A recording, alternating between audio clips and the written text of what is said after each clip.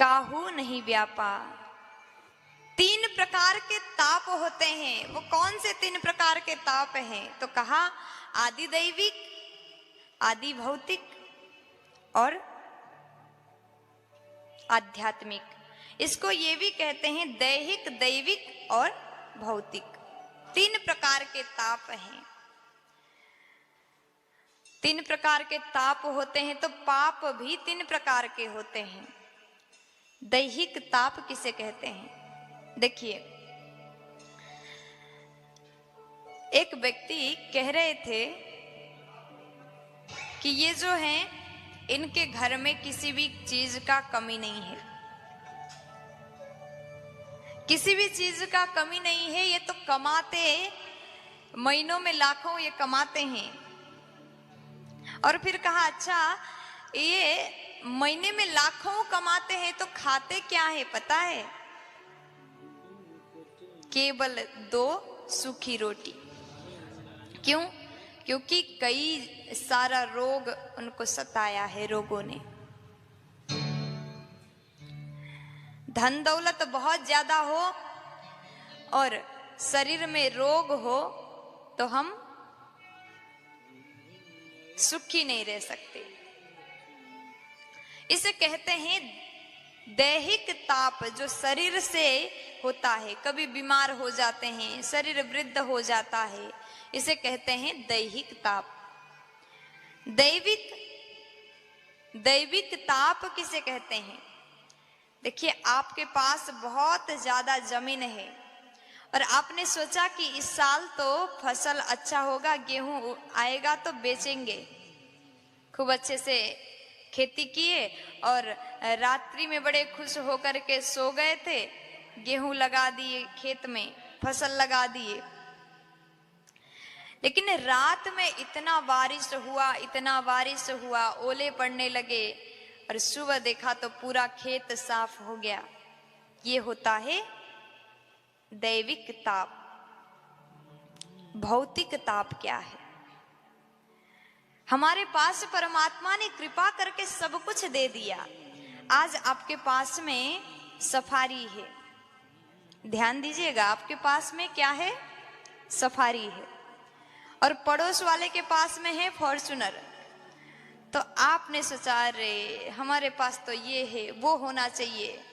दूसरों को देख करके अगर जलन भाव आ जाता है, हमारे पास सब कुछ है फिर भी दूसरों को देख करके ये नहीं वो होना चाहिए, तब हम खुशी हो सकते हैं, तब हम सुखी रह सकते हैं। दूसरों को देख करके जलन करना और एक दूसरे से जलना, कितना भी कमाओ वहां पर आप अगर संतोष नहीं होते तो इसे कहते हैं भौतिक ताप। और आजकल के लोग ये तापों से बचे नहीं हैं। हर प्रकार के ताप हमें सहन करना पड़ता है, दैहिक, दैविक, भौतिक। और जब 3 प्रकार के ताप होते हैं तो पाप भी 3 प्रकार के होते हैं। 3 प्रकार के पाप होते हैं। कैसे 3 प्रकार के पाप?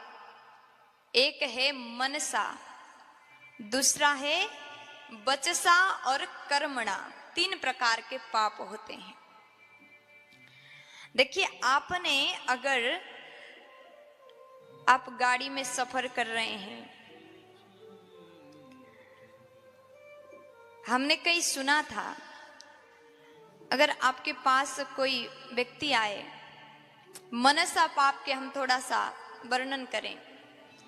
मनसा मतलब मन द्वारा, अगर हमारे मन द्वारा हमने किसी के लिए बुरा सोच लिया तो पाप हो गया। प्यार से बोलो, अरे जोर से बोल दीजिए ना, ए मैया बोलो ना। बोलिए श्याम सुंदर भगवान की। जो व्यक्ति ज्यादा प्रशंसा करें तो ऐसे लोगों से सावधान रहना चाहिए।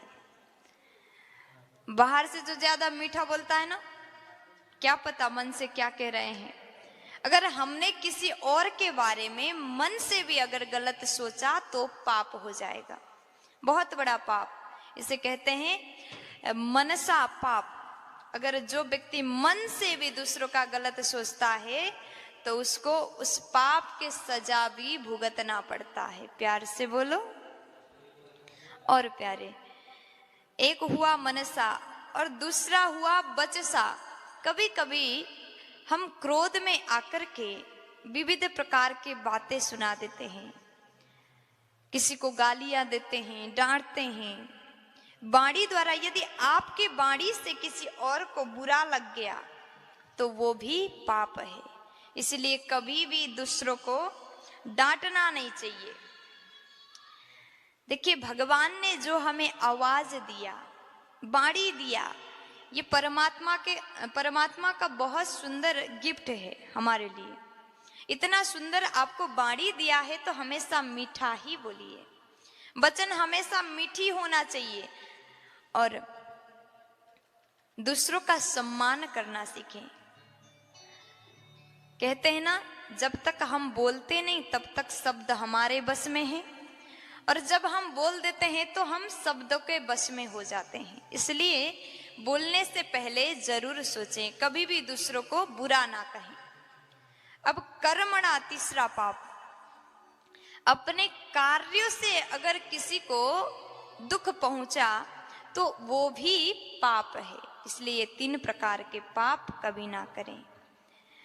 और यहाँ 3 प्रकार के ताप के बारे में बताया। तापत्रय विनाशाय,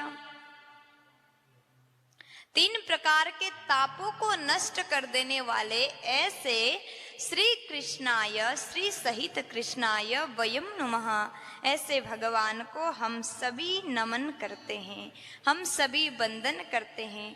बोलिए राधा कृष्ण भगवान की।